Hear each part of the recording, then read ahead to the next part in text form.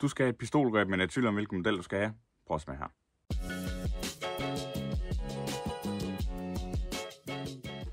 Kunne du også godt tænke dig at have pistolgreb til din højtryksrenser, så den ser sådan her ud, i stedet for den lange skaft, som kommer med til for eksempel din nilfisk, og du kan have mulighed for at gøre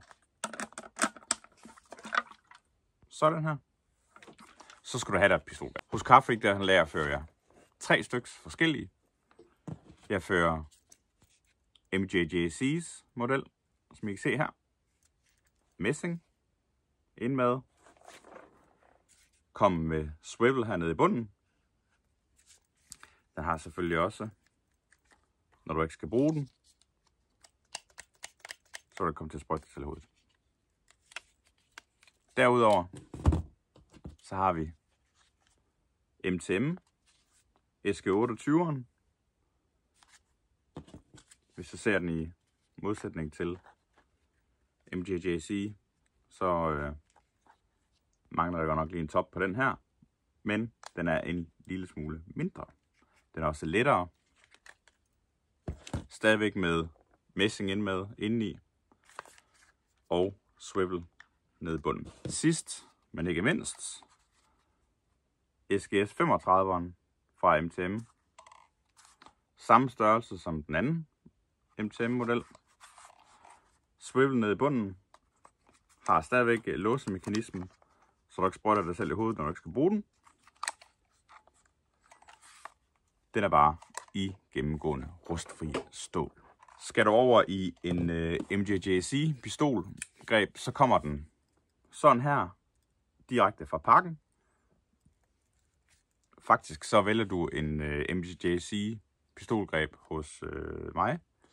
Så skal du vælge modellen med, hvilken kobling du skal bruge den til, altså hvilken højtryksrenser du skal bruge den til. Hvis du skal bruge den til en nilfisk højtryksrenser, så skal du selvfølgelig vælge en nilfisk kobling.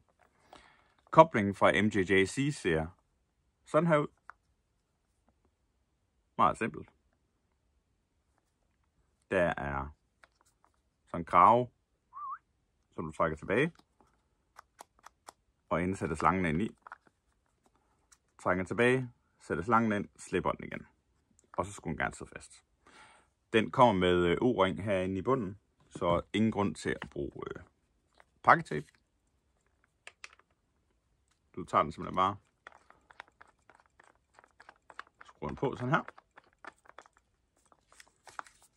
Trækker kraven retur, slangen ind, slipper, og så sidder den på.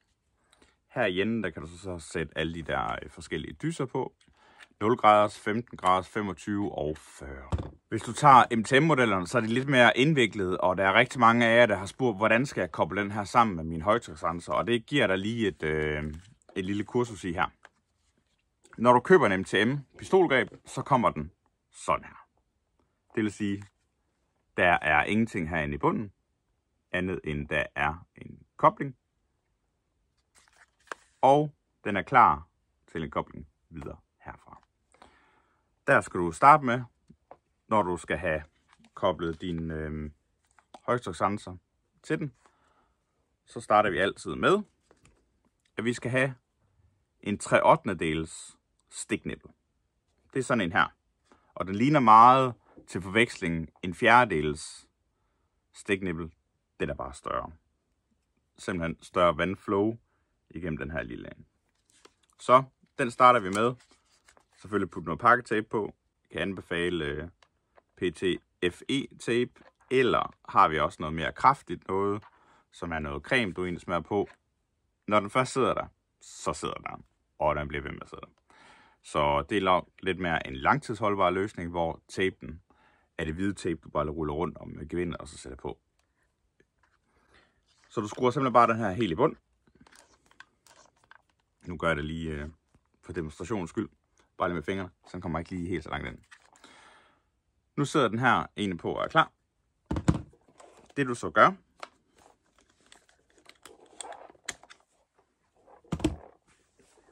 så skal du have din nilfisk slange her. Og til den slange, der skal du bruge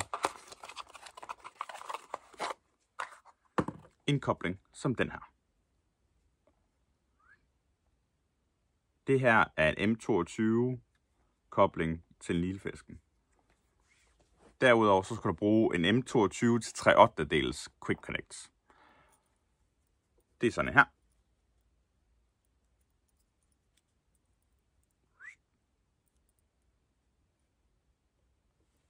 Det du gør med den, det er igen putter noget tape på gevindet, skruer den ind i her. Når den sidder på, så ser det sådan her ud. Du har nu Quick Connect hernede i enden. Det du så gør, det er, at du tager din nilfisk slange, din M22 til nilfisk kobling med M22 til 3/8 Quick Connect i enden. Trækker den her retur, så du se, så åbner den op, sætter slangen ind, slipper, job done. Så sidder de her sammen. Så er du ved at være klar til, at du kan tage din pistolgreb fra MTM, træk den her retur, ned med den, slip. Så er den egentlig koblet sammen. Som du kan se, så er der swivel. Der er både swivel hernede i enden, som kan dreje rundt, og den kan selvfølgelig også swivel på selve 3/8 koblingen. Det der fordelen ved at have den der swivel udgave hernede i bunden, det er, at du slipper for, at din slange den simpelthen bare krøller sammen tid og tid. Så det er så langt, så godt. Nu, som I kan se her, så mangler der stadigvæk noget i enden, og der skal vi bruge en anden ting. Vi er nu klar til at få sat noget i enden af den her, og der skal vi bruge sådan en her. En 1/4 Quick Connect. Og det vi gør, det er, at vi simpelthen bare skruer den i enden her. Sådan. Nu sidder den også klar med Quick Connect. Så kan du bruge dine dyser. Nu har jeg MJJC's 5-i-1 dyse her. Tager den. Sætter den i. Klikker. Og så er det saftvarme. Der var det heldigt med, at der ikke var vand på.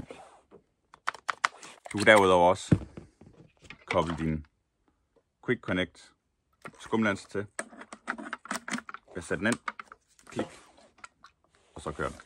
Meget nemmere at bruge, du ligner ikke en tosser, når du står med en stang, der er 1,5 meter lang, og så sådan en skumlanser i enden.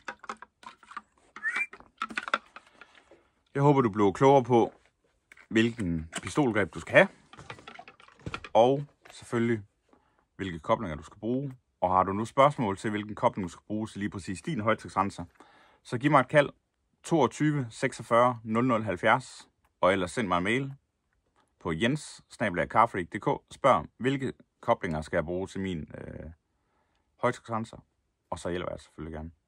Det er det. Vi ses.